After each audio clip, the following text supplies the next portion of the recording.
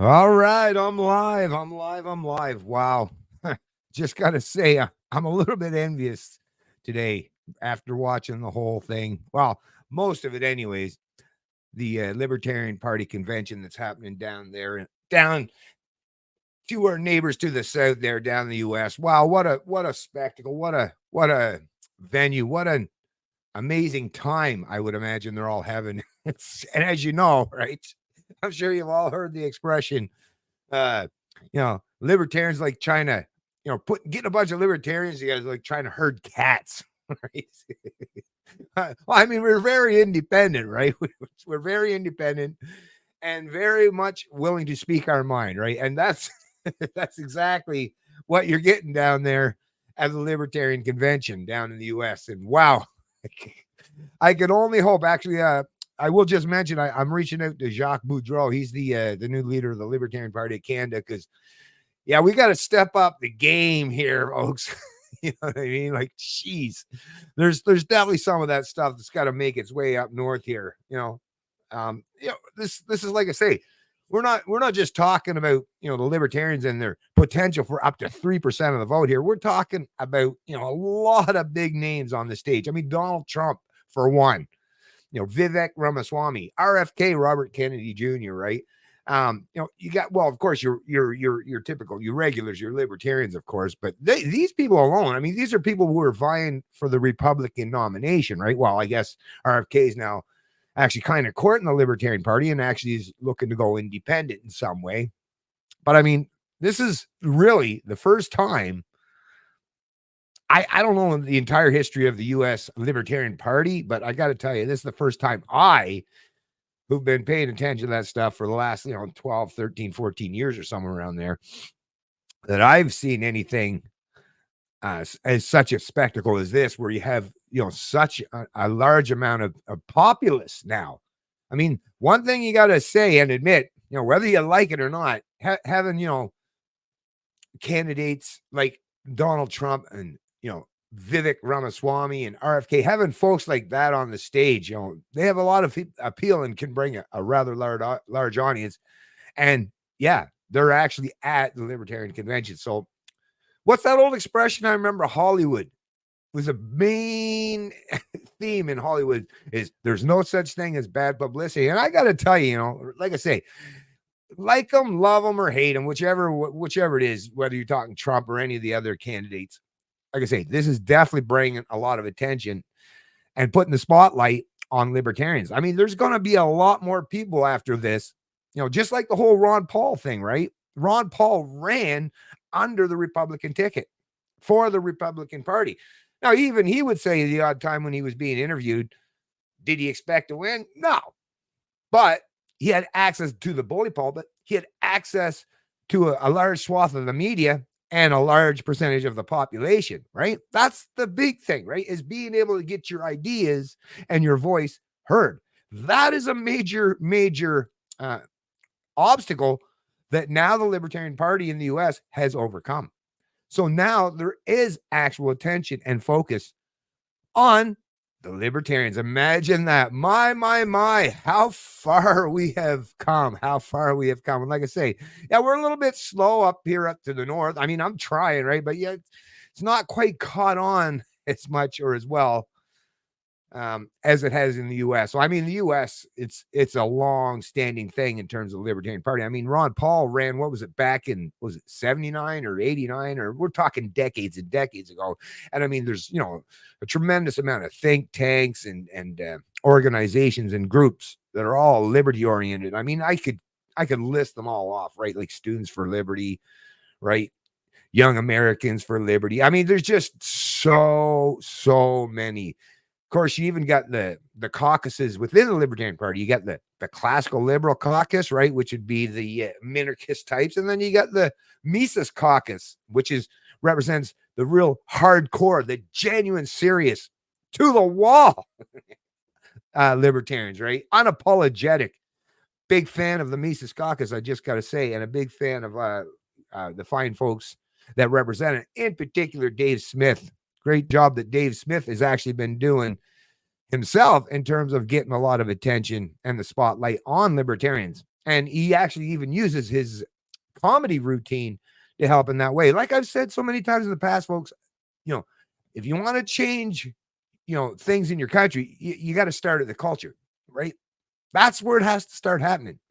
The cultural drivers have to start lining up, and they're definitely doing that in the US. You're seeing it, right? You're seeing people from the arts and entertainment are now talking about the things that, right, would have been third rail topics or kind of things that were shoved way, way to the back of the bus. But yeah, they're getting to be quite mainstream these days, and I'm very, very happy to see these kinds of things taking place. And congrats and kudos to everyone down there. And of course, last but not least, the man, the myth, the legend, the guy that's going to be closing out the whole thing. I was actually hoping that it would already be done, uploaded, and I'd be able to share that now. And maybe I will still get a chance, depending on how long this goes. But yeah, Ron Paul is going to tie up the convention. And what a great way to tie up such an amazing convention. I only wish that I actually could have been there. Wow. I mean, imagine the opportunities to connect with so many other like-minded, but somewhat disagreeable types too, right? Of course, I can claim that, that suits me as well, right? Suits me as well. Anyways, I do want to just check real quick before I get into this stuff, just check on everything as I do usual. Let the fine folks over on X know that I'm live, baby. I'm live. So let me see here. Actually, make sure everything's going good. That's another important thing, right? Everything has been seemingly going well. There we go. I see it's going there now. We'll just repost that and say, I'm live. I'm live. Okay.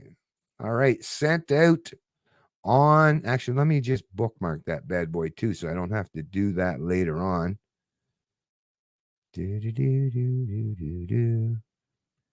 And thanks for all you folks who have. There we go. Thanks for all you folks who have already joined the live stream. I really, really appreciate it. This is going to be a good one. Like I say, it's going to be good. Let me see where else. Oh, and the Rumble. Don't forget that I'm live streaming on Rumble as well as X and only 3 this time, YouTube. I had to actually cut back. You'll probably notice even the quality is somewhat diminished because now that I'm really hardcore back into work, back in the swing of things in the paving industry, which is it's so funny when people talk about, well, who will build the roads? As a guy who works for a paving company, he's like, yeah, I know who builds the roads. And yeah, never seen any politicians out there. Never. Straight. So there's that. But yes, now that we're back in the swing of things, and yeah, construction season, it's long days, long hours, but great work, to be honest with you. Gives you a real sense of meeting and being productive. So, but yeah, so I'm live streaming on Rumble, I'm live streaming on YouTube, and I'm live streaming on X. But unfortunately, I don't have the ability to go any more than 3 at the particular price point that I'm paying for now. But let me just get into. Actually, I should let everyone know I'm live over here too. Thanks actually for joining. Whoops. Joining the live stream. Okay. Let's close that bad boy out. And then let's go. Speaking of Dave Smith, let's bring that one up. Let me just throw on the old spectacles here. Actually, I better wipe them off a little bit. Let's throw on the old spectacles here. All right, now we're talking. Let's bring up this particular one. So that's going to be, let me click on that and present, share the screen. There we go. There we go. Make sure you folks can see that. Click back over here, go to the comments. Anarcha Rica, right on. I just clicked over to the comment section there and just noticed that now. It's great to see Anarcha Rica in the stream. That's really good to see you in the stream, Anarcha Rica. It's been a long time. I'm sure you've been a busy person yourself, and hope you're doing well.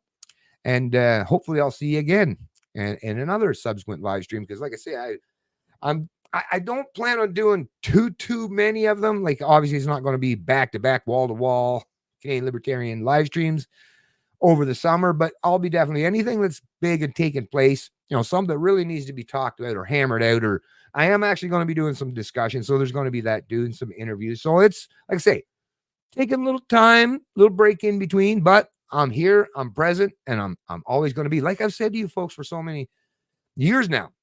Yeah, sometimes it's up and down. Sometimes I'm doing it more often than other times. But hey, I'm not going anywhere. That's for sure. I'm in it to win it. But yeah, thanks a lot, Rika. But yeah, let's just get to the old Dave Smith speech, because I'm right there with you, Dave. I'm right there with you, and I like how he's talking here. I like how he's presenting this stuff. So let's bring this on, or let's play it. You know what? Okay, listen. There's, broadly speaking, I think 2 groups of people here. Okay? No, but I'm serious. There are members of the Libertarian Party, and there are people who came here to support Donald Trump. Damn. Hey. Listen. What? I have a message for both of you individually. I hear you. To the members of the Libertarian Party, which I am also one. Guys, listen, here's my message to the Libertarians here. The former president of the United States of America and the current frontrunner to be the next president is here to talk to you. We are not a bunch of college leftist sissies. We believe in free speech. Yeah. So be respectful. Yeah. I'm not telling you have to agree with him, and I'm not telling you have to cheer for him. But we're not having like Jordan Peterson at Berkeley event here. And the message we're sending to the world is not that we can't handle ideas that we disagree with. You tell him, Dave. You tell him.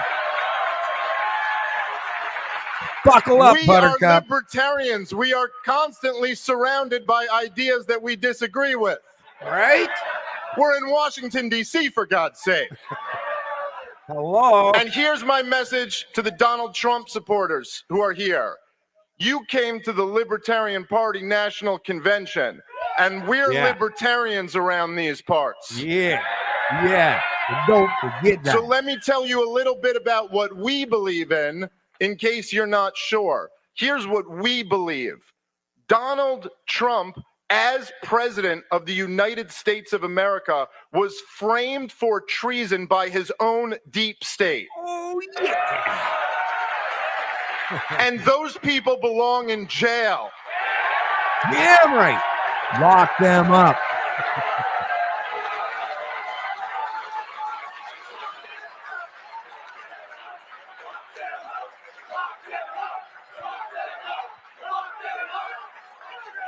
It is an absolute crime against our nation that the intelligence agencies that supposedly work for the president would dare frame a presidential candidate. But they crossed a whole nother line when they framed the sitting commander-in-chief, and not one of them has paid for that. That is unacceptable. Yeah,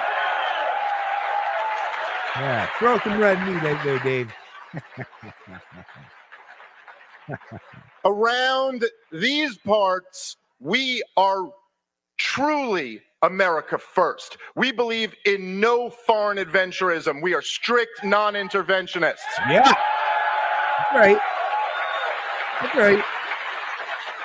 But if you bring the fight to our shores, motherfuckers.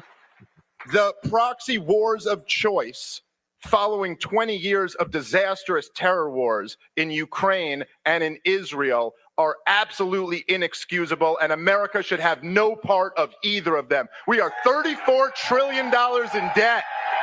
Same with Canada, not 34 trillion, but yeah, no more wars, no more forcing you to pay for that shit. No war. Oh, okay, that was it. All right, well, that was it.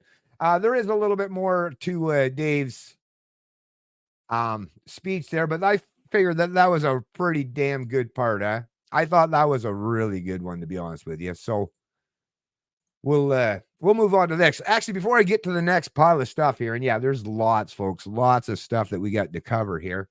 But before we do, let me just go to, I got to show you folks some stuff here. This is something that you're going to be, well, especially because we are Canadians. We are dealing with the Libertarian National Convention down in the U.S. But hey, we're definitely going to, I mean, in my live stream, I'm going to have a lot of Canadians in terms of the audience because, yeah, I know I could have a larger audience if I, catered to the American audience. But you know what? They got their thing down there. They're doing their thing, right? It's not like they need my help, right? No. Canada? Yeah. Yeah, you definitely need my help. A lot. A whole lot. In fact, you need a bunch of us, right?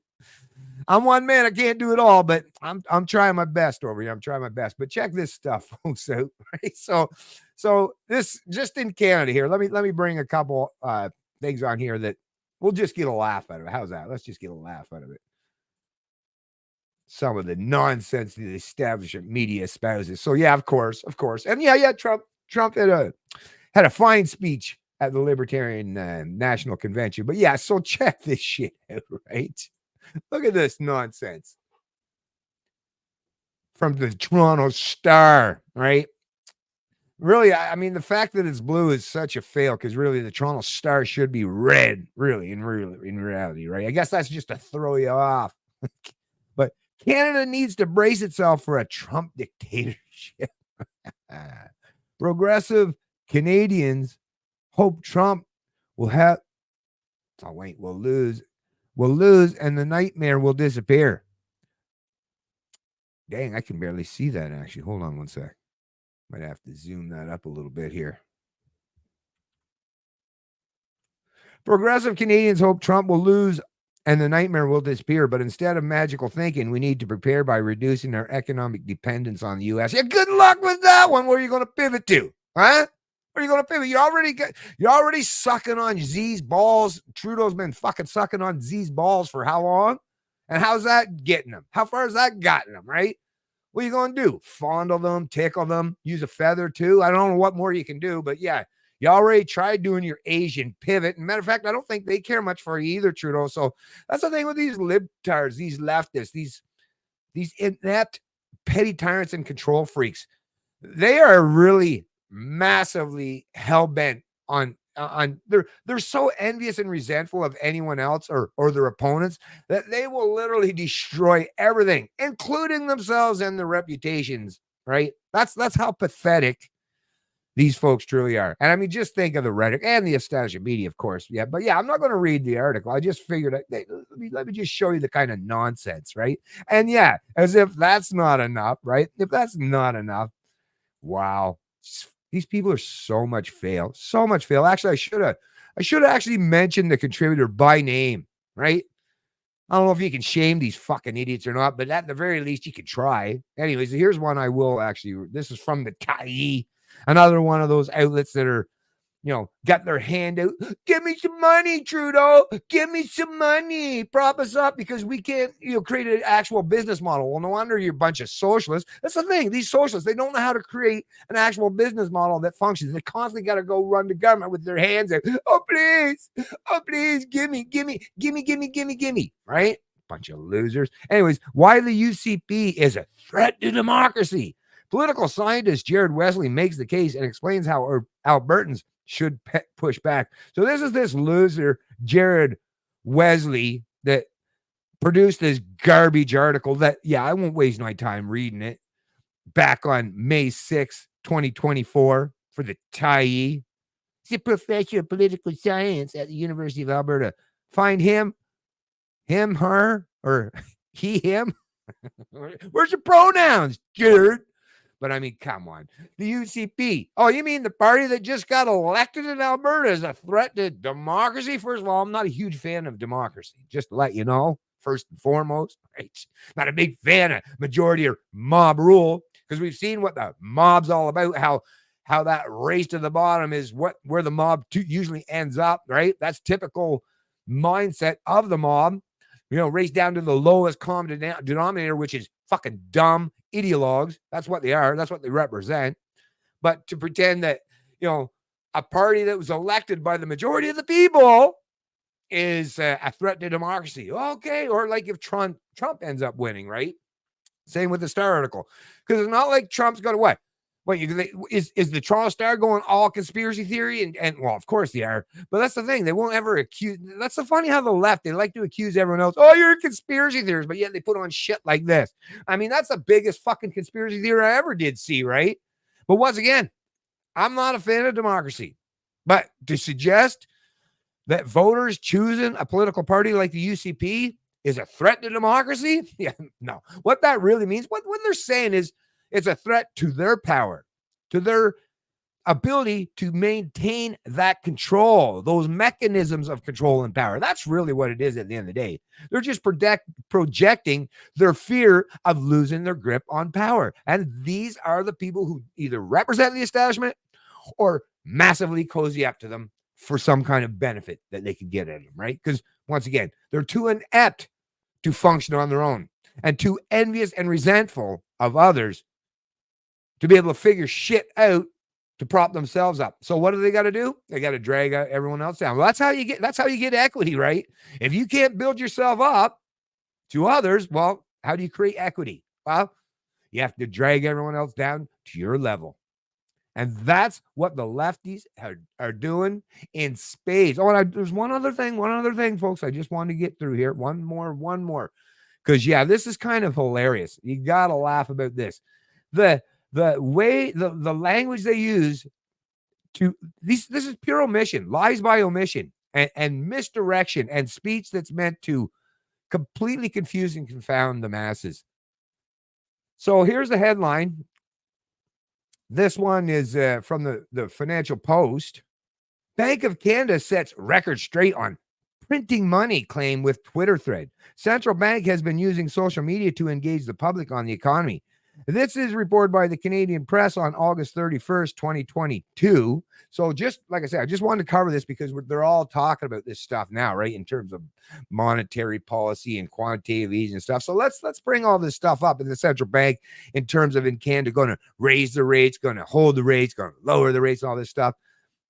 But anyways, and who is this? Nujoud Al-Maliz for the Canadian Press, I guess, or whatever. But anyway, so as the Bank of Canada tries to rein in red-hot inflation, the central bank is engaging in another fight, one against misinformation. Anyways, let me get down to the part where it's really important. So basically, they're trying to suggest that people are accusing them of printing money. And yeah, that word or that term gets tossed around loosely, but most people in the know who understand what central banks are and understand economics, especially Austrian economists that really have a firm grasp on economics and understand central planning really well. Yeah, we know what the hell this is all about. No, nobody's thinking that cash is being printed. No, typically it's mostly just numbers on a screen, or really at the end of the day, those numbers on the screens that end up magically appearing as a consequence of central banks creating magic money out of the air, out of thin air, and purchasing government bonds. But yeah, there's no cash. I'll even admit that. No, there was no cash. But yeah, so anyways, let me just read this. However, the Bank of Canada and economists say that's not what happened. There's always been this expression of the bank printing money whenever they engage in these kinds of policies, but it's not actually what happened, said Jeremy Kronik, the director of monetary and financial services research at the C.D. Howe Institute. The policy Kronik refers to is quantitative easing, a measure the Bank of Canada attempted to explain in a series of tweets. We bought existing government bonds from banks on the open market. Why? This helped unblock frozen markets at the start of the pandemic. It let households, companies, and governments access funds when they really needed it, one of the tweets said. We do not print cash to pay for the bonds, the thread went on to say. Sometimes referred to as QE, quantitative easing is a relatively new tool used to help keep money flowing when interest rates are already hovering around zero and can't be cut further. It garnered worldwide attention when it was used by the U.S. Federal Reserve in the aftermath of the 2008 financial crisis. The Bank of Canada used this policy tool for the first time when the pandemic hit to fight off the risk of deflation. It bought government bonds from financial institutions using settlement balances or reserves that it deposited into the accounts of financial institutions and paid interest on. As the bank stated, these reserves are not the same as cash. So they just created reserves. Bing! Magically, right? But it wasn't cash. So shame on you for misinformation. Like, once again, like semantics, right? Semantics. That's really all it is at the end of the day. But I mean, no, the sad part is most people are truly ignorant to even know what central banks do, right? Hashtag end the Fed. Hashtag end the Bank of Canada. Anyways, back to the oh yeah, thanks, Anarcha Rika. Appreciate that. Sharing what's this? Austrian Economics, the Mises.org. Yeah, thank you very much for sharing that link, Anarcha. I really appreciate that. So let's get back to some more goods here that's going on. Where's the next one we want to deal with?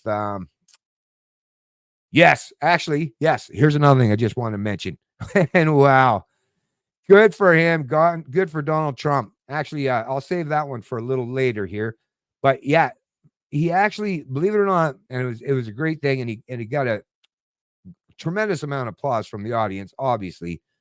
But Donald Trump actually said that he would pardon Ross Ulbricht, right? The man that created the Silk Road, right?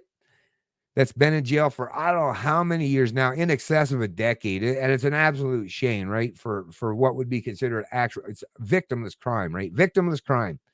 But Donald Trump actually said that he would pardon Ross Ulbricht, which would be just such a great thing to do, and I think he should. I'm just trying to find somewhere else or something else here I want to share with you. Oh, here's another one. Actually, let me bring this one on. Like I say, speaking of the Fed,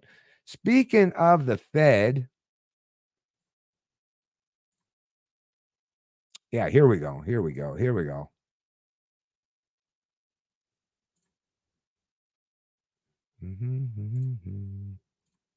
Fed bill with the United States Senate. Let's go!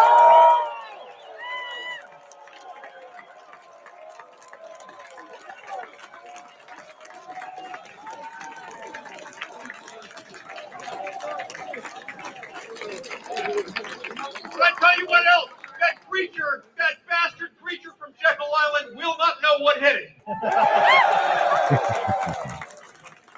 Yeah, so anyways, in case you missed that at the very beginning, that's Representative Mike Lee, I believe his name is, and he was basically saying that he's introduced a bill to end the Fed, and my goodness, wouldn't that be a great accomplishment? Not that we expect it'll be happening anytime soon, but wow, right? Wow. Where's another one?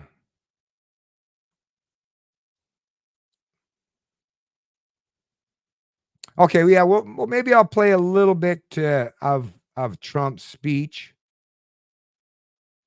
We do have a lot of stuff here, folks. A lot of stuff to cover. Let's see. Oh, here's another thing. Let me just point this out. RFK tells the Libertarian Party delegates that he would pardon Snowden and drop charges against Julian Assange.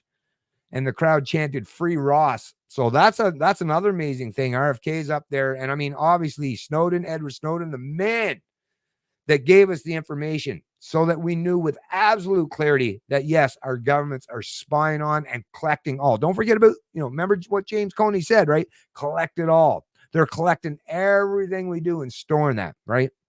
So, and we would have never known that. A lot of us libertarians suspected as such, but now we have the proof, and now we know for certain the kind of stuff that's taking place. And yeah, I think that's a great idea to pardon those fine folks. What's the next one here? All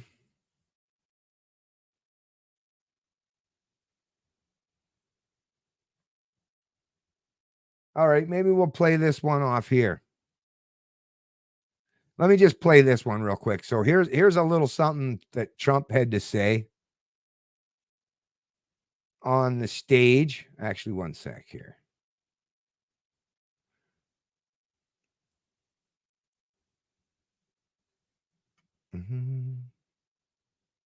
Actually, I have links to even the RFK, the full speech. And if you're interested in that, all that stuff will be linked in the description of the live stream, of course. I'm just trying to find which one I want to play of Trump here. There's quite a few of them here. I'm just trying to figure out which one would be. Let's just start a little bit off here for of his full speech. Let me just play some of Trump's full speech. Why isn't that coming up here?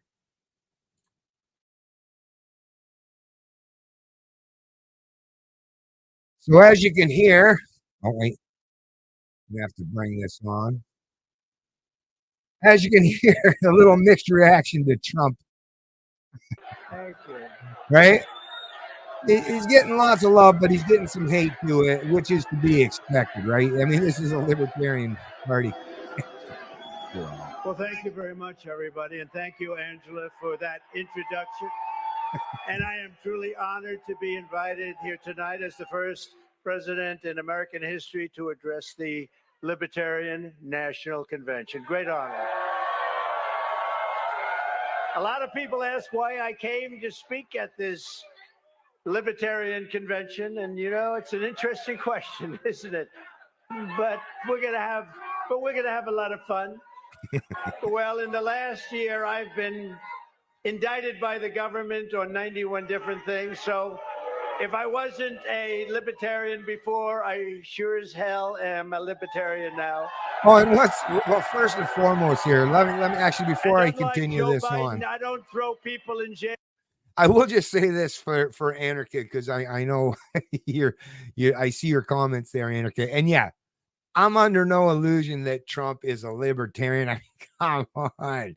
But once again, I'm a big thinking, big picture kind of guy, and I just don't see how this is negative for the libertarians. I just can't. I've been thinking about it, not just all day, but for the last couple of days, right? While this whole thing going on, and knowing that I was going to be doing this live stream, just running it through my head, making sure I'm being consistent.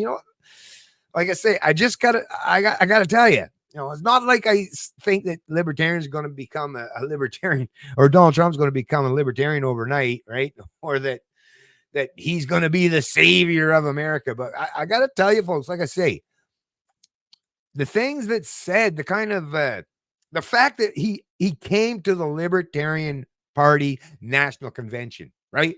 And I mean, surely some of his handlers or even his own family members, right, in inner circle would have been telling him, yeah, it's going to be a little bit rough there. You might get some love. You'll get some love because you'll have some of your supporters, as we heard in the audience. But you're also going to get, a lot of disdain, a lot of vitriol, a lot of people booing you, as we heard, right? And that's just the way it is. And once again, I'm proud of my libertarian peeps and folks because they're so principled that when they see someone like Donald Trump that doesn't stand up to their values or hold himself to that kind of level and commitment to the principles, that pisses them off. Kind of does to me too. But once again, this is attention that is desperately needed and well deserved for the Libertarian Party, for libertarians in particular. Because once again, it's not just all about an idea whose time has come, but that idea, right, isn't much good if it's only resting and residing in a very, very tiny, small minority of people, right? We need to get the message. We need to get those ideas out to the masses. And this is going to help in that regard for sure. For sure it is. For disagreeing with me. I don't do that. I want to thank some people that have been really outstanding, and they are great libertarians and great people. Ambassador Rick Grinnell, Senator Mike Lee, Kash Patel. Thanks for joining the stream, Lance's YouTube. Calgary, we really appreciate someone from Calgary. Nice to see someone from Calgary.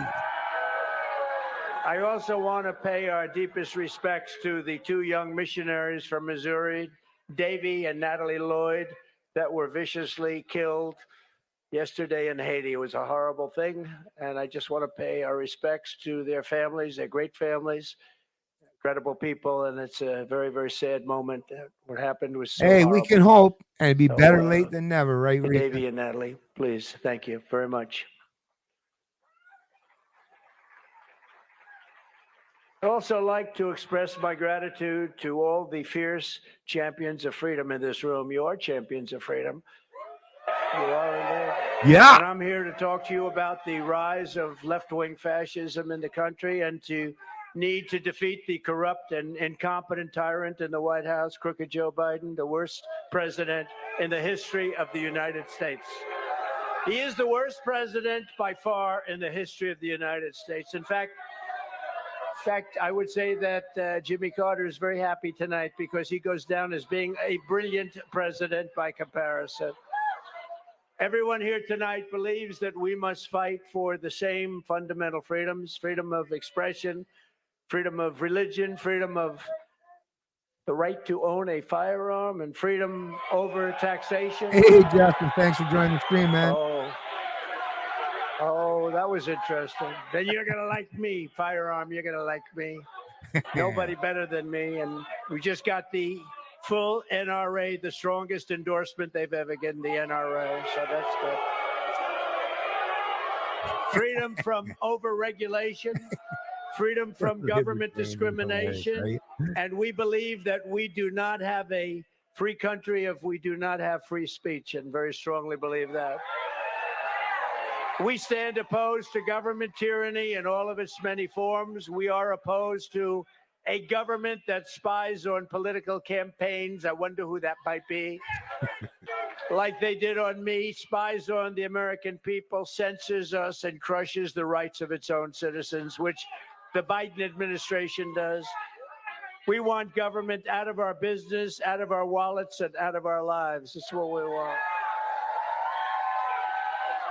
We believe that Marxism is an evil doctrine straight from the ashes of hell. Having Marxism in our government is intolerable, and teaching it to our children is considered to us child abuse. We believe that the job of the United States military. By the way, I just want to mention before I continue on as well. So I got all three of them here, folks. The main ones, anyways. So we got Vivek Ramaswamy debates Libertarian Party vice presidential nominee, which is Clint Russell. And I've got that in its entirety. These are going to be, I believe, C-SPAN videos. I've got that linked to the description of the video. Once again, we won't be playing these. It'd take too much time to play them all in their entirety. But once again, I got that, the Vivek Ramaswamy debate with the Libertarian Party vice presidential nominee, Clint Russell. I've also got the Trump's full speech. So that's the full speech here that I have up on X, but I also have it that's linked in the description of the stream as well, so you can watch it at your leisure. And I also have Robert F. Kennedy Jr., his speech at the Libertarian Party of convention as well. So I'll just close those ones up, because once again, they're all going to be linked in the description of the video, so you can watch them all in their entirety. And I definitely recommend you do so. Anyways, let me get back to Donald Trump. The military is not to wage endless regime change wars around the globe, senseless wars. The job of the United States military is to defend America from attack and invasion here at home. We believe that property rights are fundamental to a free society, and that Joe Biden's rampant inflation is a monstrous theft from the American people. It's a theft. That's the audience probably saying, yeah, you created a little bit of that inflation yourself there, Trump, which, hey, to be honest, to be truthful, yeah, he did. Fascists and thugs attacking our rights and liberties from within. And above all else, we live by the words of the great American patriot, Patrick Henry: give me liberty or give me death. Yeah. Woo, woo, woo. Our rights and freedoms have never been more in danger than they are right now. That is why I have come to extend a hand of friendship to ask for your partnership to defeat communism, defeat Marxism, and defeat crooked Joe Biden, who is destroying our country. He's destroying our country. We can be libertarian or anything else. This man is destroying our country.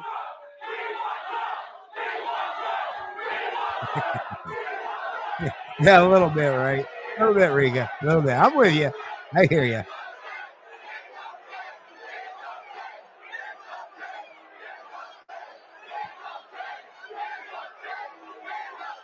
Thank you. Vivek's pretty cool. Yeah, I like Vivek too. He's pretty cool. Like what he got to say, for sure. And by the way, why isn't Joe Biden here speaking to you tonight? You know why? Why isn't he? Because he can't put two sentences together. That's why he's not here. The fact is, we should not be fighting each other. If Joe Biden gets back in, there will be no more liberty for anyone in our country. Combine with us in a partnership. We're asking that of the Libertarians. We must work together. Combine with us. You have to combine with us. We cannot give crooked Joe Biden 4 more years. We cannot give crooked Joe Biden 4 more years.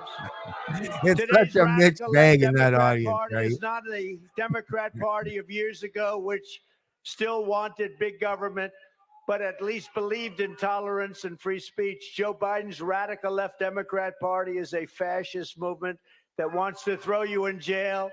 If you post a meme they don't like, they want to throw you in jail if you do something that isn't quite to their liking. You should see What what's you're going on up here in witnessing under Canada. Biden is a toxic fusion of the Marxist left, the deep state, the military-industrial complex, the government security and surveillance services, and their partners, all merging together into a hideous perversion of the American system. And that's exactly what it is.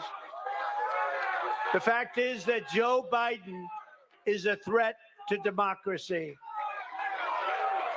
My mission is to liberate our nation from these fascist frauds and to rescue our democracy, to restore our republic, and to evict crooked Joe Biden from the White House so that America can be a free nation once again. He's the worst in history.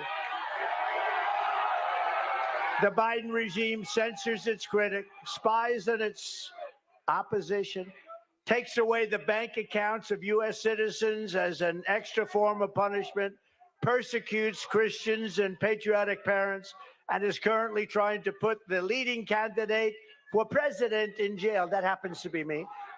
While imposing a strict gag order in order to keep me from talking about their crimes and their unconstitutional acts.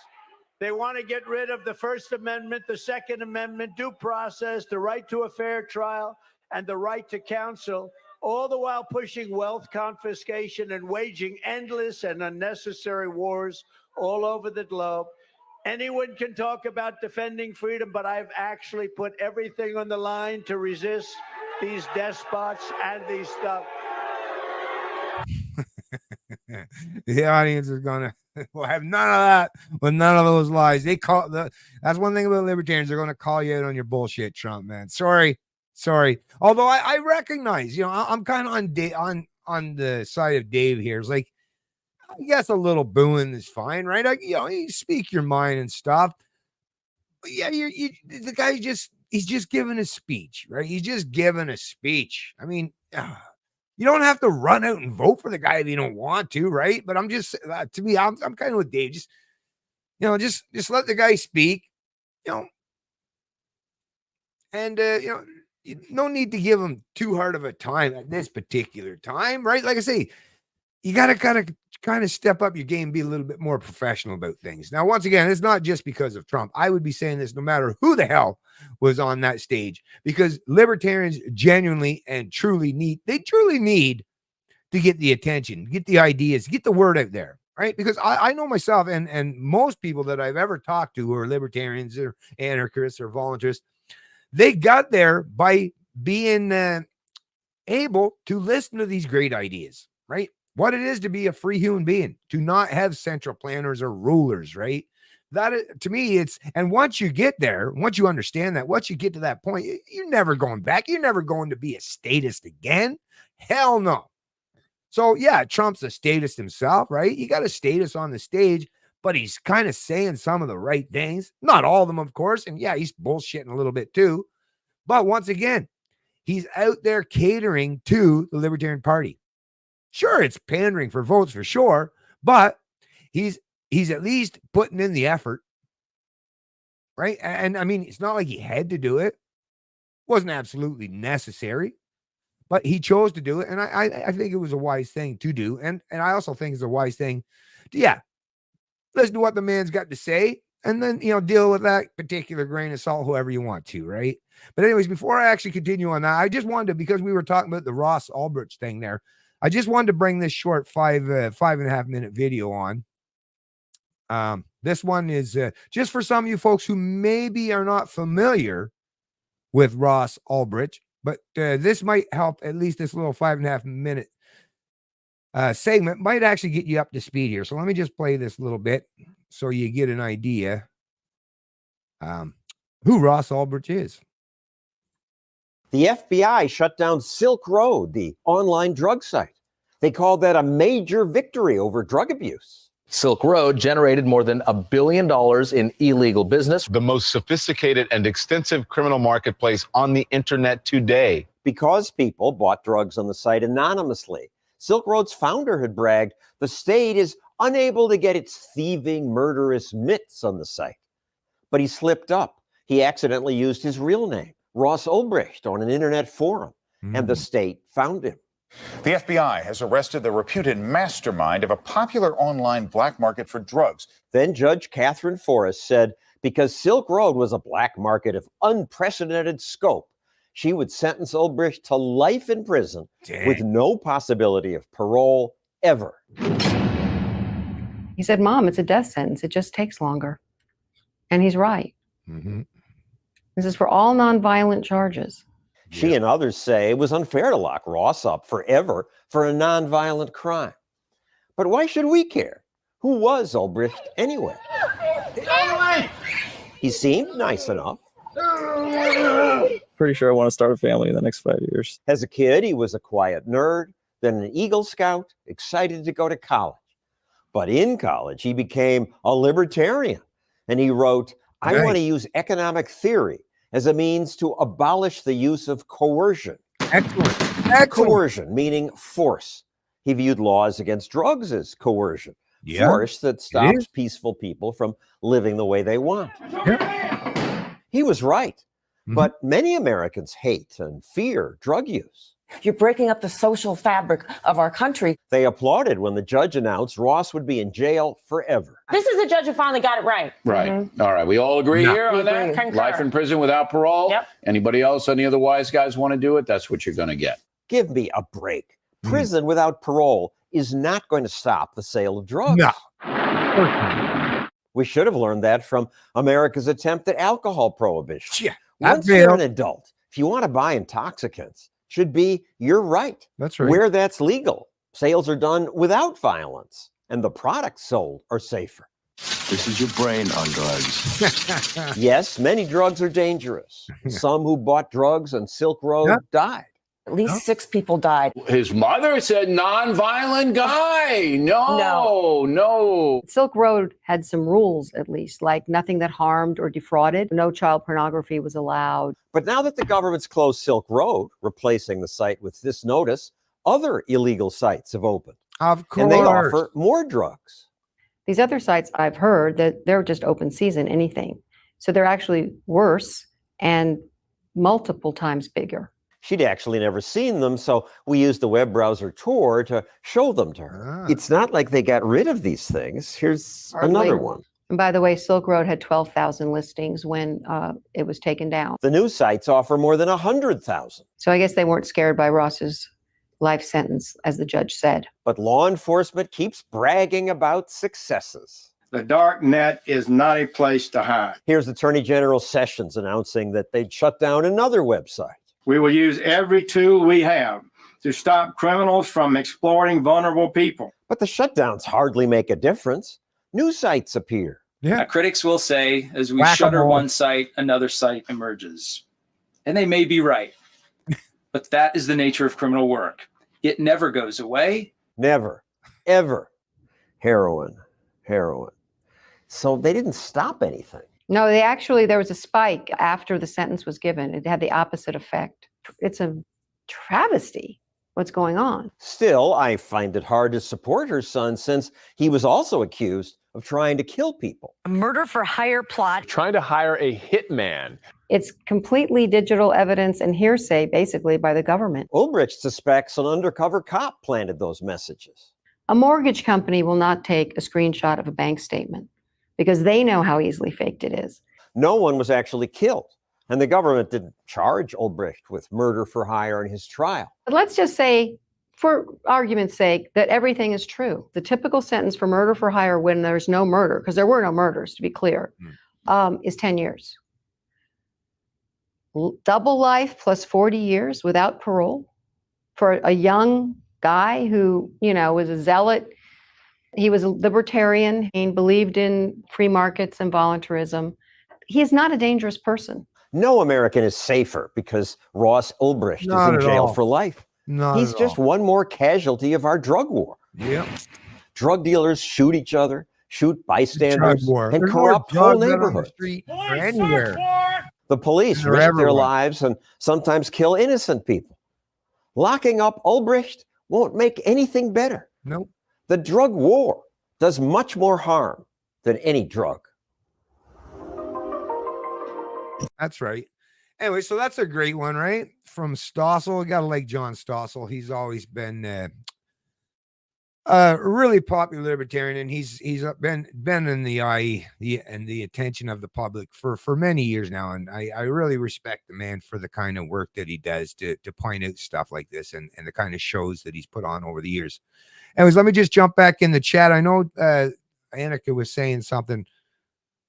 You should play Larkin Rose's 3-part breakdown on this whole clown show. I don't doubt that I'll definitely give it a look here a little bit later on there, Annika Rika. And I don't doubt for a minute that Larkin Rose is really dealing with this in an excellent manner, because I got a lot of respect for Larkin Rose and the kind of stuff that he talks about. Matter of fact, as you probably are well aware, Annika, Stephen Molyneux, especially the story of your enslavement, and of course the complete and undeniable truth, Larkin Rose, and of course his novels, right? You can't forget about his novels. Where do I get the novels?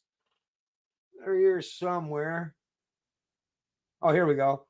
Most Dangerous Superstition. I got the Most Dangerous Superstition. Oh, you might not be able to see that. And I got The Iron Web. 2 excellent books by Larkin Rose. And by the way, I've also looked at and watched and paid for and watched, me and my wife watched it together. It's an excellent movie. And if you folks haven't seen it, anyone that's watching this live stream yet, if you haven't, I think it's only $10 and you get to watch it with, your whole family. And it's well worth the $10 contribution anyways, right? But to get a chance to watch The Jones Plantation, really high production values, great acting. And, if you've seen the little video that Larkin Rose had on his YouTube channel, where it was basically just done with, sketches, more or less, I guess, it was, kind of a lower quality kind of story about the Jones Plantation, but they did a full feature film, folks, and production with, like I say, high production values, great acting. And obviously the story is absolutely amazing in helping people to expand on their mind and thinking, what does it mean to be a free human being? Are we really free? Maybe not, right? Did slavery truly get abolished and go away? Well, at least the old world style of slavery. But was it completely gone and abolished? No, it was just reinvented, tweaked, and introduced as basically how we live today, right? Where you're given at least the illusion of freedom. But yeah, what an excellent film. I definitely recommend it. Like I say, The Jones Plantation. If you haven't seen it yet, spend the $10 and get a chance to check that out. And yeah, don't even go looking for a free copy, right? I'm sure you might even be able to find a free copy, but you know what?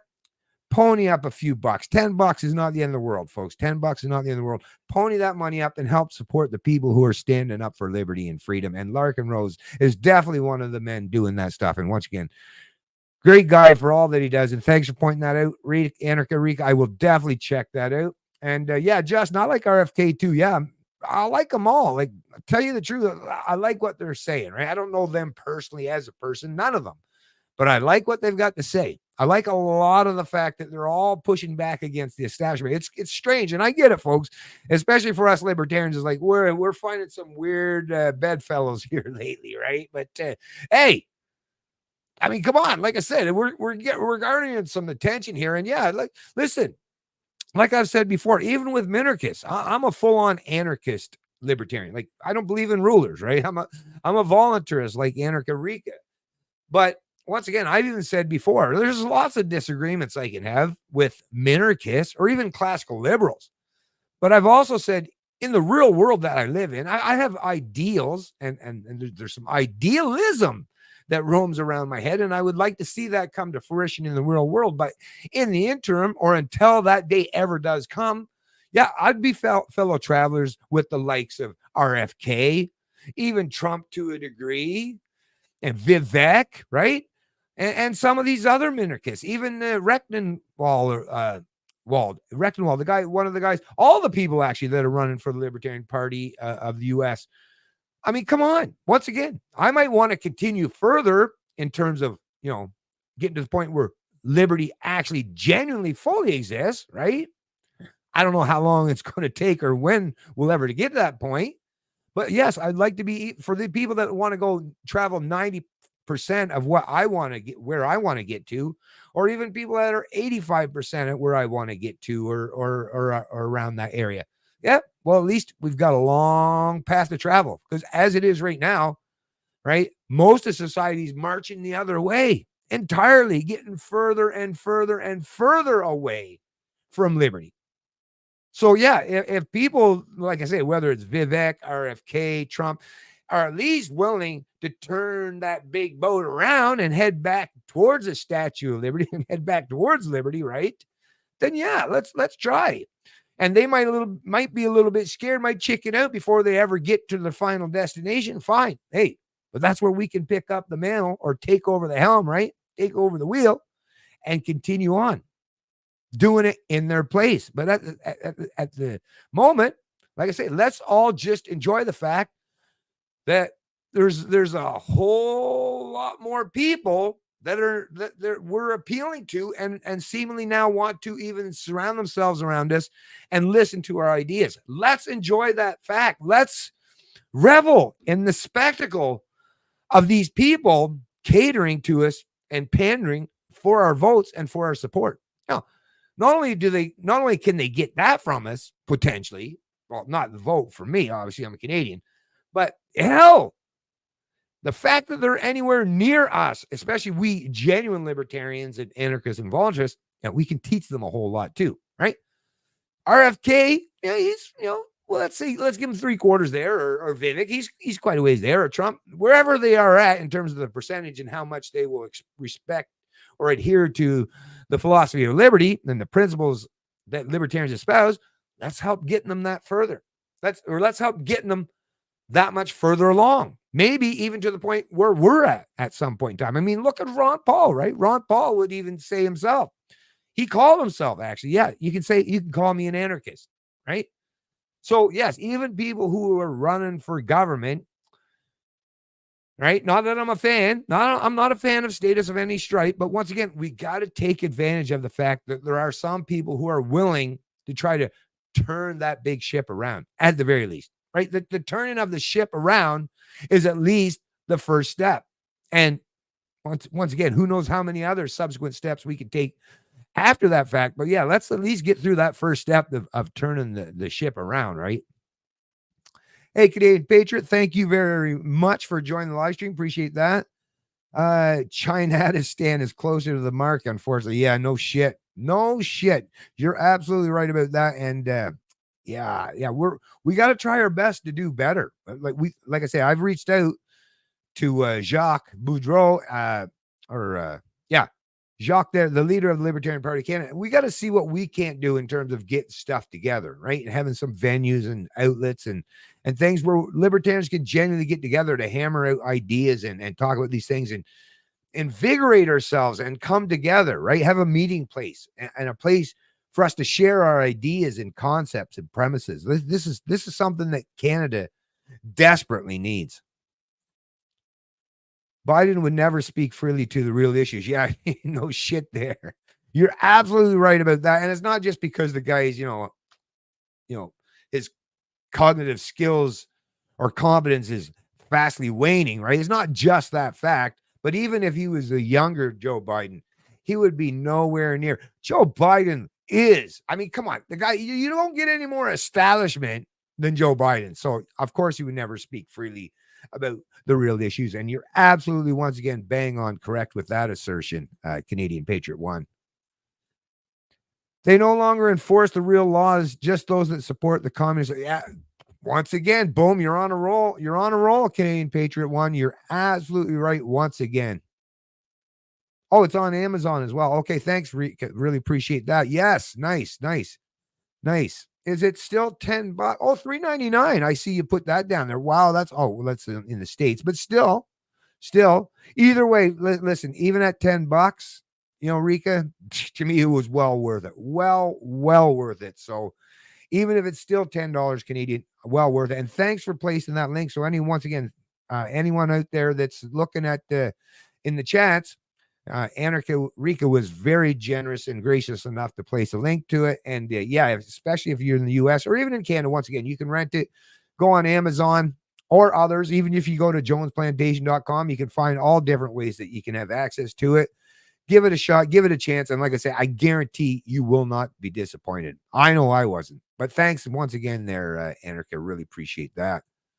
Okay, so let's get speaking of the Canadian, but we're sticking with the convention down south. So let me just move on past there. Actually, let me bring this off.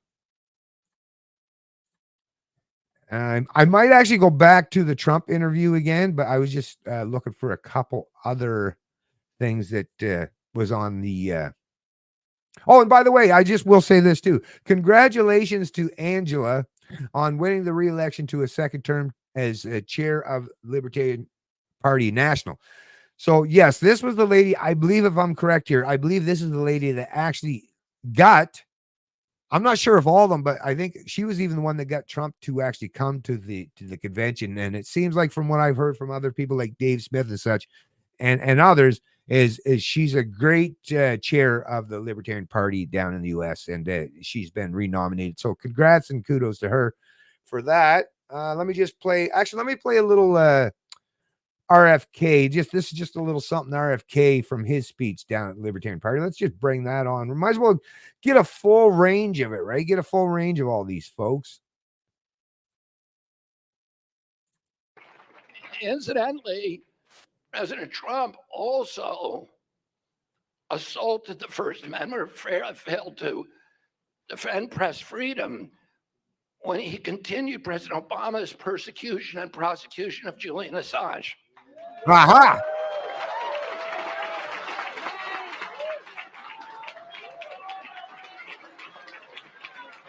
Assange should be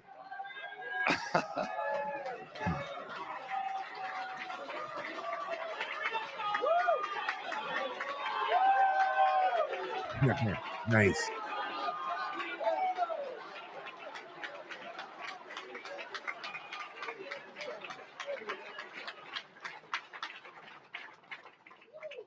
Assange should be celebrated as a hero.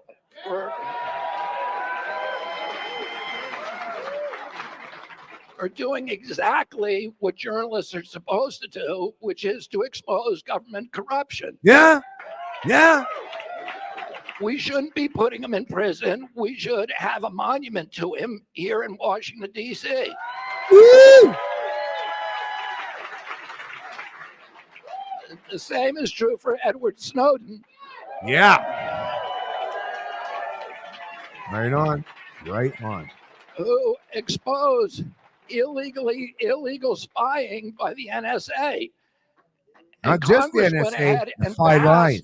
legislation because of the findings of Edward Snowden. If he hadn't told us, we wouldn't know about it. That's right. He's a hero, not a criminal. Agreed.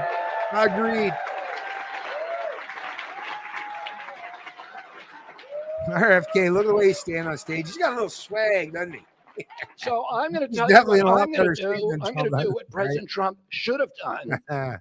On my first day in office, I'm going to pardon Edward Snowden, and I'm going to drop all charges against Julian Assange. Woo! Baby. Yeah, right on. Awesome. That would be great. That would be excellent. Yeah, that's right.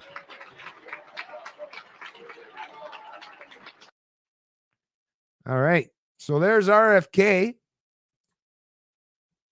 Once again, you just got to enjoy these kinds of get-togethers. All these people, like I say, they're coming from all over the place, right?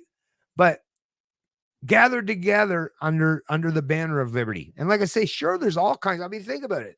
There's going to be massive disagreements. There are probably some arguments, right? Some boisterous debates, that's for sure. But at the very least, like I say, it's quite the spectacle to see that there are so many people who are actually really, really talking about the important ideas as it pertains to liberty. I got to tell you, folks, it's been many years that I've been waiting, and I'm sure many of folks like yourself, to see libertarians kind of get on a little bit of a meteoric rise. And this may very well be the precipice for that to take place. I mean, look at how hard we've been working for all these years, kind of behind the scenes and doing our thing, right? Just kind of digging out of this place of obscurity where we're mostly placed, but clawing our way out of obscurity, right, out into daylight.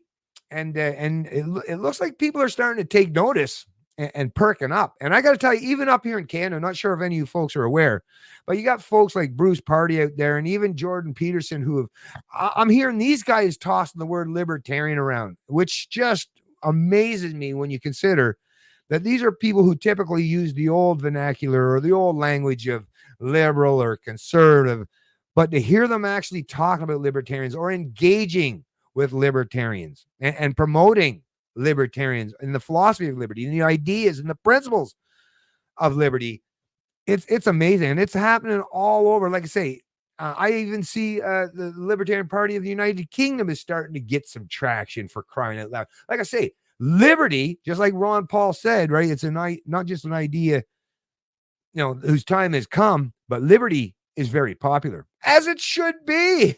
Who the hell? You just got to wonder, what kind of fucking human being are you if you hate liberty, right? You might hate liberty for other people, but how many fucking people actually hate or loathe liberty for themselves? And anyone that even says it, you just got to know they're full of shit. They're talking out of both sides of the mouth at the same time, because I don't believe that for a minute. Usually the people that pretend they're against libertarians are just people that they want to have power and they want to control others, right? But they want to be able to have their own fucking liberty to do whatever the hell they want, right? So there's that. Of course, I guess the other part is that the reason why they genuinely hate liberty is because with liberty comes personal responsibility and accountability. So I guess that's the real reason why some of these hacks and these statists loathe and are against libertarians or liberty itself, is because they'd find themselves on the wrong side of things, right? And have to suffer some of that personal responsibility and accountability that we libertarians, take in stride, right? Anyways, let me see what else I got here. We got a few more things. Just gonna play a few more things. I even got articles. I got some stuff because some of the mainstream's been covering the convention too. I've got stuff from the Independent UK. I've got the Guardian. I've got some Washington Post stuff, some Yahoo News, all covering this stuff. Like I say, basically everyone and anyone is talking about the Libertarian Party convention down in the U.S., which is, once again, there's no such thing as bad publicity when it comes to this stuff and trying to get your information and ideas out there, right? That's really important. It's really, really important. Okay, I haven't even heard this one. This is Clint Russell, a mortgage broker from San Diego. Chased out of my home state and out of my business thanks to Gavin Newsom. Just gave an opening speech before Dave Smith and Donald Trump took the stage.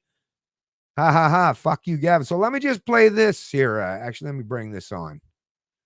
Let me bring this on and see what this gentleman has to say.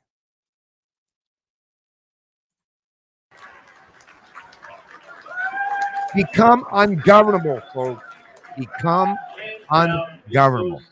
Monumental weekend in Libertarian Party history, and I don't think it's even close, and it's not even halfway done yet.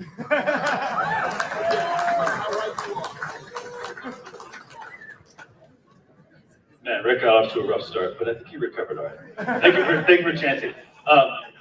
Look, the reason I'm involved with this party is because I recognized a few years ago, actually right during the last year of Donald Trump's presidency, that this country was on a unsustainable trajectory, that our liberties were evaporating, and that there was very little fight to stop that process. Mm. Go, Brandon. We'll chant that in a little bit. $35 trillion in debt, $1 trillion plus in interest alone.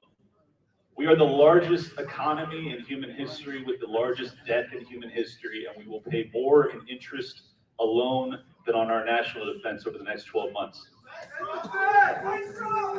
That's not America first. No. That's not make America great again. And it needs to be resolved. It needs courage to do so. Indeed. It needs people with a willingness to risk something. We're going to find out if Donald Trump is that man or not. By the way, folks, if you whatever watching this on YouTube, Rumble, or X, if you wouldn't mind, This is a pretty tough room, Trump, and I give just it a want like to give you a quick little or a cheat heart sheet. of some sort. Yes, free Ross. That'd be yes, free Ross. Free Roger Ver. Free Julian Assange. Yeah. Free Edward Snowden. Yeah. And then when you're done with that, balance the fucking budget. Be nice. Bring our troops home. Stop economically enslaving future generations. No more proxy wars. No more. Yeah. Peace, prosperity. That is the future for America. That is what we need, and that is what we demand. Thank you. Right on, brother. Right on, brother. Right on. Excellent. I just noticed there was a comment down here, and I just wanted to point out to Justin there. Women are stays by nature. Well, listen, it just so happens that Anarcha Rika would greatly disagree with you on that one, right? So that's a perfect example. I get you as a generalized statement. Well, what it is because women are typically predisposed to be the nurturer, right? And the man is typically the protector and provider, then yes, they would be naturally predisposed to be reliant on externalities or others to take care of them in some way, or at least in certain areas, in certain regards, in terms of their security, protection, or providing food or amenities and stuff. So yes, maybe somewhat predisposed to relying on others. But once again, you just gotta admit that there's so many areas and aspects where men are basically reliant too, right? I mean, men can do things once again of do that protecting and providing, but right, in spite of what the identity politics folks or the Rainbow Coalition community is saying, men can't have babies, men can't procreate, right? So that's kind of important, right? So really, men are quite reliant on women every bit as much as women are on men. Matter of fact, we need each other. And that is the beauty of not just monogamous relationships, but, you know, how men and women come together and create not just families, but entire communities. It's a beautiful, beautiful, beautiful thing. And I love what women bring to the table because I sure as shit could never do that. I am not predisposed to do the kind of things that women do and to have the kind of compassion. Although I could say I'm somewhat of a compassionate guy, but once again, women got that in spades for the most part, and I'm very appreciative of them. And there's lots of overlap too, and that's the other thing. You can't even say that all women, right? We're talking about generalizations and stereotypes to a degree, which are applicable. We can't deny them, but you know, obviously, women, just like men, can be free-thinking individuals and individualists, voluntarists, anarchists, and libertarians themselves. And once again, Anarcha Rika is right here in the chat to prove my point. So thanks a lot. But yeah, trust me, there's some great women out there, and it's not just Anarcha. She's just one of many, And once again, I, for one, am very much appreciative that it's not just a nonstop continuous. As much I love my fellow peeps and the guys, and got some wicked camaraderie here with some of you folks. I really do. But yeah, I wouldn't want it to be just solely a sausage fest, right? You gotta, like I say, we need to balance things out a little bit here. And I just like me, I've been with my wife for 34 years, and even to this day, we point out to each other how, yeah, you're definitely a woman, I'm definitely a man. And there's times where we kind of see past each other, right? And even talk past each other at times. It's almost like the old expression, men are from Mars and women are from Venus. Sometimes. But my goodness, it's an amazing thing when we can make all that work, right? It's an amazing thing. Me, for one, I love a good challenge, and that's what it is, right? It's an amazing thing, and I love the dedication and commitment that comes from these long-term solid bonds and relationships that men and women can build. In particular, when you're talking about, people that are naturally, typically, or at least mostly strangers, not family. It's different, when you're still involved with your family members, right? Well, you were all you knew each other from birth. It was kind of not really forced, but it was almost kind of imposed on you because it's just natural and expected. Whereas to meet a complete stranger or the love of your life that is not part of your family, and yet you build that solid bond that lasts for an entire lifetime, that's an amazing thing. That's an amazing thing. Let me read one more comment here and we'll get back into it. Clint Runs Liberty Lockdown channel is on We Are Change as a side piece. Well, awesome. Thanks for letting us know about that, Saniko. Really appreciate that. And thanks for joining the stream too. I appreciate you joining the stream as well. All right, let's get back to, I got a few more things. Like I say, I won't keep this going too long, folks, probably like an hour and a half or so. But I just thought there's lots of great stuff, and I definitely wanted to cover it. And yeah, even when I'm done the live stream, I'll probably be watching more and more content as it rolls out. And unfortunately, I don't know if Ron Paul has had his speech as of yet, but that's another one that I'm looking forward to seeing Ron Paul up on stage. I got so much mad respect for that man, Ron Paul. Ron Paul, he's the man that really genuinely got me into learning all about liberty and stuff like that. And once again, I'm very grateful for it. What's this one? Actually, you know what? I got this other one where I have the entire 7 minutes. Maybe since it is 7 minutes, maybe I should just play it. Or where's a Vivek? There was another one actually where there was a debate. But yeah, now I won't be able to play the Vivek debate, obviously. Let me just give you a little sneak peek. This one's only a minute and 20 seconds. So I'll just give you a little sneak peek on that. And maybe I'll play the Dave Smith one in its entirety. Shout out to Dave Smith. So let's just play this little one here. Do you think that, given the fact that Donald Trump was president for 4 years, do you think we've seen much to indicate that the people in this room will be shaping his policy in any meaningful way? Good question, Dave. This probably isn't going to make me any friends in the GOP, but I'm going to tell the truth because that's what I promised you guys on the stage just about an hour ago. I'm very concerned about some of the maneuvers that I've seen and some of the rumors that I've heard, particularly when it comes to the foreign aid package that was passed just last month. You have Lindsey Graham, you have a handful of Boris Johnson, God knows how that fat idiot would know, but he also said that Donald Trump was ultimately the one that was responsible for greenlighting $100 billion additional dollars that are going to proxy wars against nuclear powers. That is not America first. That is not make America great again. That is neoconservatism. That is Nikki Haley. That is the person that you tell me why Donald Trump is better, because I can't see it. Well, we can say at the very least that Trump didn't start any new wars. That's true. That is true. You got to give him at least that, right?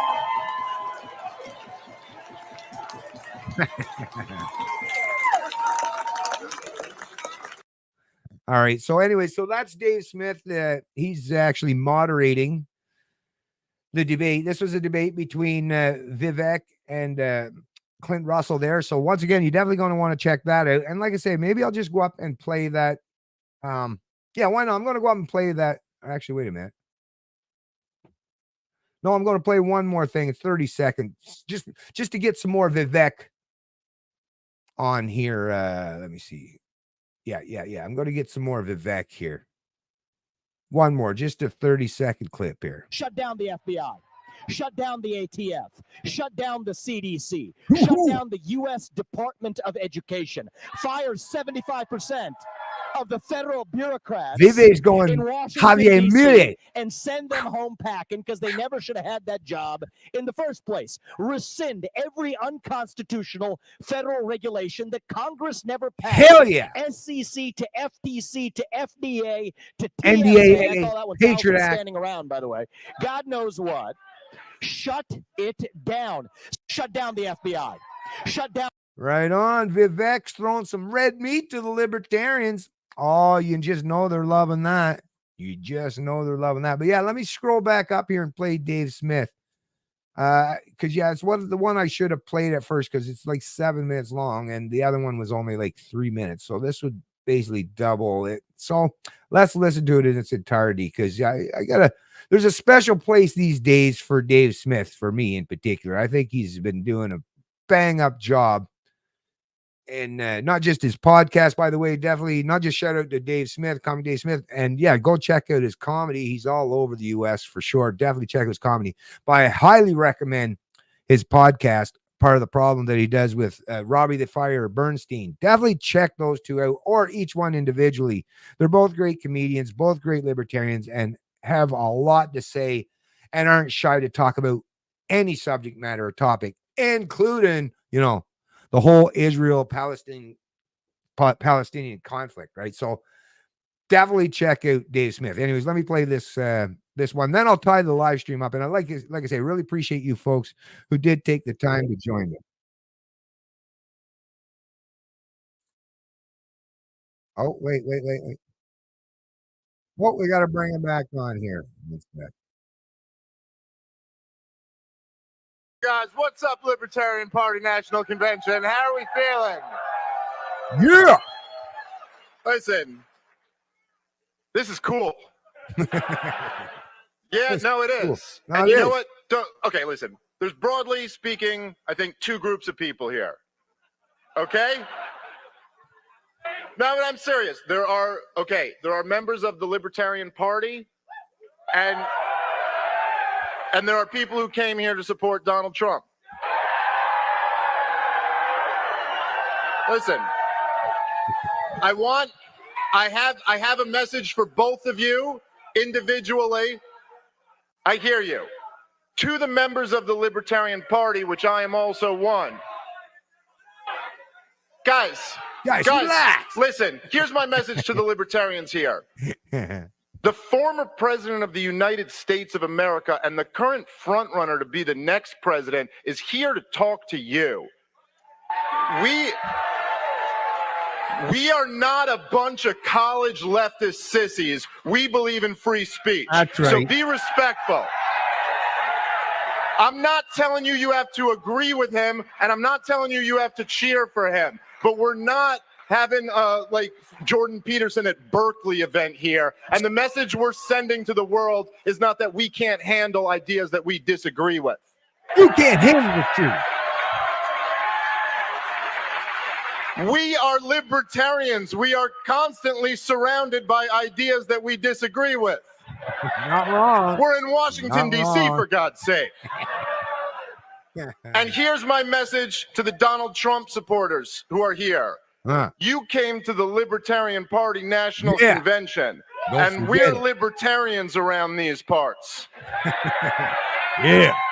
So let me tell you a little bit about what we believe in case you're not sure. Here's what we believe. Yeah. Donald Trump, as president of the United States of America, was framed for treason by his own deep state.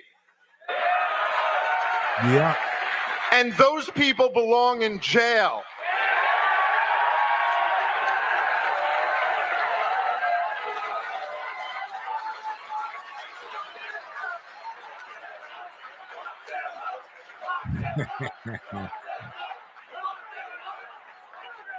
It is an absolute crime against our nation that the intelligence agencies that supposedly work for the president would dare frame a presidential candidate. But they crossed a whole nother line when they framed the sitting commander in chief. And not one of them has paid for that. And that is unacceptable. Mm-hmm.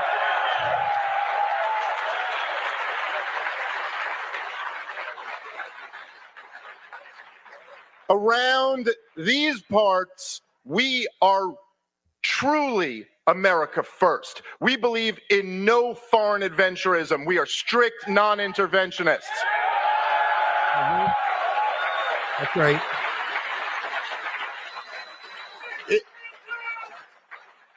The proxy wars of choice following 20 years of disastrous terror wars in Ukraine and in Israel are absolutely inexcusable, and America should have no part of either of them. We are $34 trillion in debt.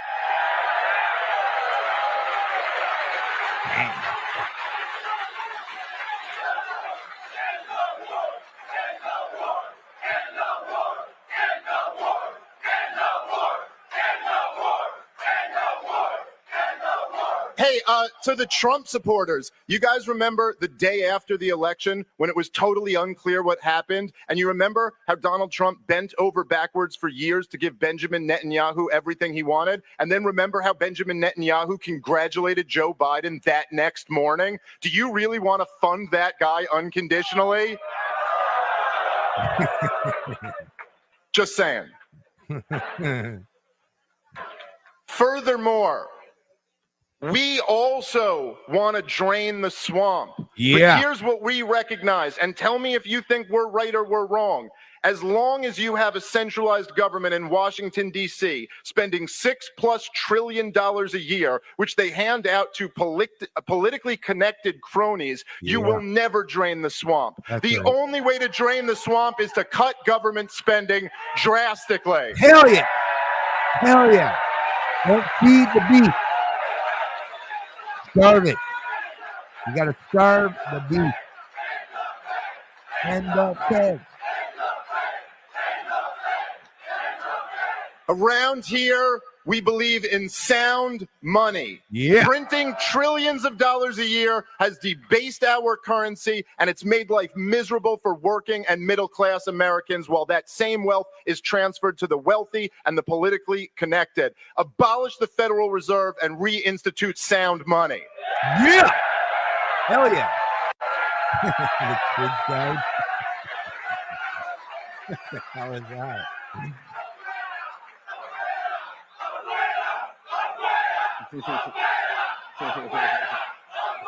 Oh, well. No, man, you guys all might get deported by the end of this show. And listen, and in addition to all of that, if you want to get serious about making America great again, why is it that we want to make America great again? I am a father of 2 little children. That's my primary reason for wanting this country to be great, because that's where my kids are going to grow up. Yeah, that's right.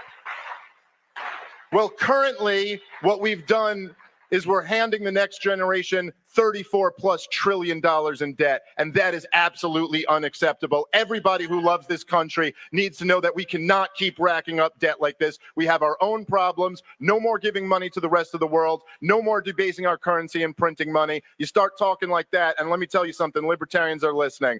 Please be respectful when Donald Trump is out here. That doesn't mean you have to agree with him. That doesn't mean you have to vote for him. Listen to what he says. Have an honest reaction. Trump supporters who are here, please listen to what some of the grievances these libertarians have, because I actually think there's not that much daylight between a lot of us. And I think a lot of us really want what's best for this country.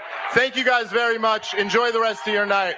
Right on, Dave. And actually, just for you folks that are in the chat, I will just mention this. It's kind of a late announcement, I guess.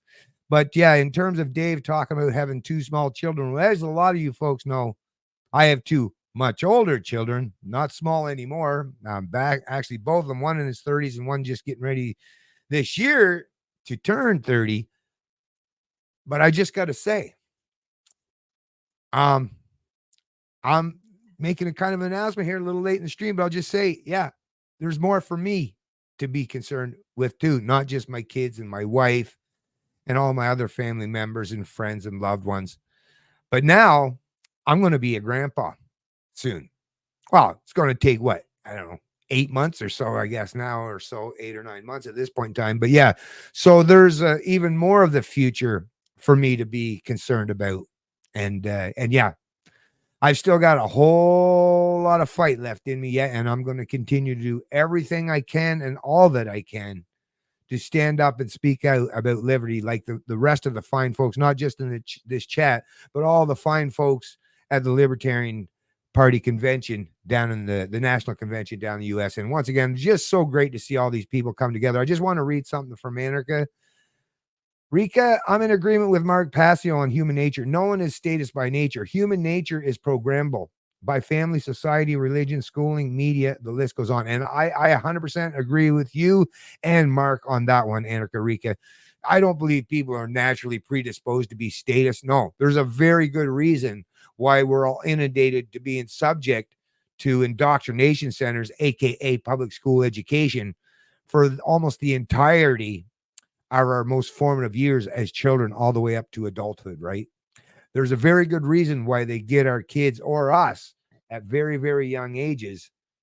And not just us, but everyone around us. So it's horizontally enforced, right? So the belief system is fully entrenched in not just your mind, but the minds of everyone around you. And it is a profoundly difficult thing, but fortunately, there are people like us, people like Anarcha, people like Sanico, people like Justin Turtle, people like myself, people like others, those of us who care about freedom and liberty and are part of the liberty movement, let's say, or whether you are or not, that fight every day to remove our minds from that kind of enslavement and to break free from the shackles that have constrained our minds for so long. And I got to tell you, it's an amazing experience. It's an amazing feeling to have this. Now, with this kind of knowledge, definitely comes with a lot of responsibility, which is why people like us feel compelled to not just stand up and speak out, but to share and spread these kinds of ideas, the philosophy and the principles contained within it with others, because it is profoundly important. You know, even when I was talking about that first step or that turning that ship around, none of it means anything really at the end of the day until we all have this stuff somewhat, or at least quasi figured out what it is to be a free human being.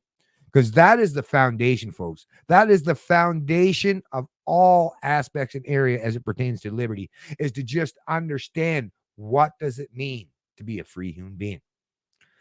And a lot of us that understand that and have that knowledge at our disposal, at our fingertips, it's vitally important that we share that with others so that they too can learn about that thing. Because once again, as you folks know, once you learn the truth, yes, it comes with difficulty, and it's going to be hard on the head at times. You know, to be knowledgeable when so many other people around you aren't, right? And when you're faced with the onslaught of ignorance, I admit it can be profoundly difficult. And there are even days for a very short amount of time where I'm thinking, geez, that ignorance truly was bliss, right?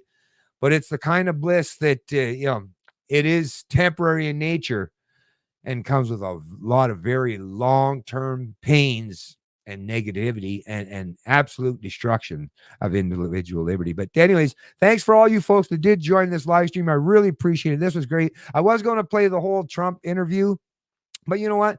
Like I say, I'll leave that up for you folks to enjoy that stuff on your own time. And once again, definitely check out not just all of the great content and all the contributors and all the speakers and everything that took place down at the Libertarian National Convention, but I highly, highly, highly recommend you check out Larkin Rose, his channel, the content that he produces and provides, as well as Dave Smith and so many others. Once again, you folks are probably fairly familiar with that. But definitely check out The Jones Plantation, the full featured film. Once again, I can't recommend that enough. And thank you very much. Thank you, Anarcha Rika. Thank you, Sanico. Thank you, Justin Turtle. Thank you, Canadian Patriot. Thanks to everyone else that's just kind of sitting on the sidelines. I see you there. I see the numbers there on the screen. I know there's more in the chat or more you watching the stream. And once again, I really, really appreciate all you fine folks that have joined it. And make sure you enjoy the rest of your weekend.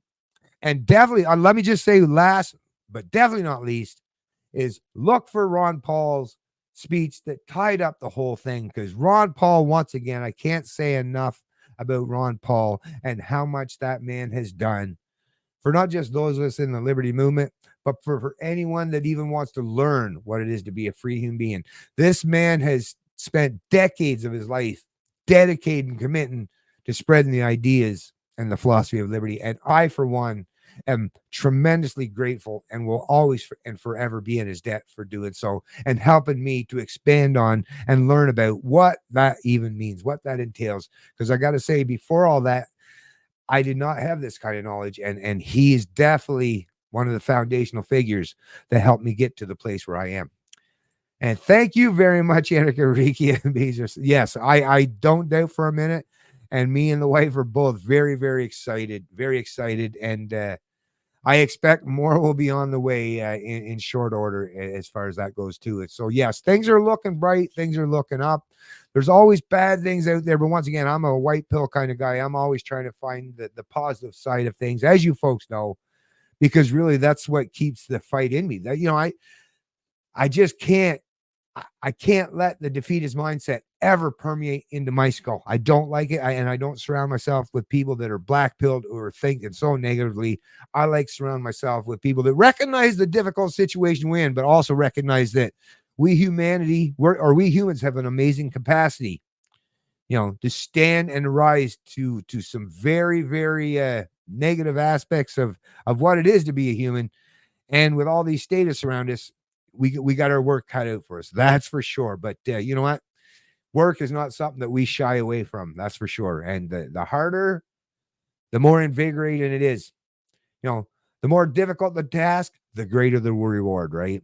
So once again, thanks to all you folks to join the chat. Check out all of these great things. Definitely check out Ron Paul's speech and everyone else.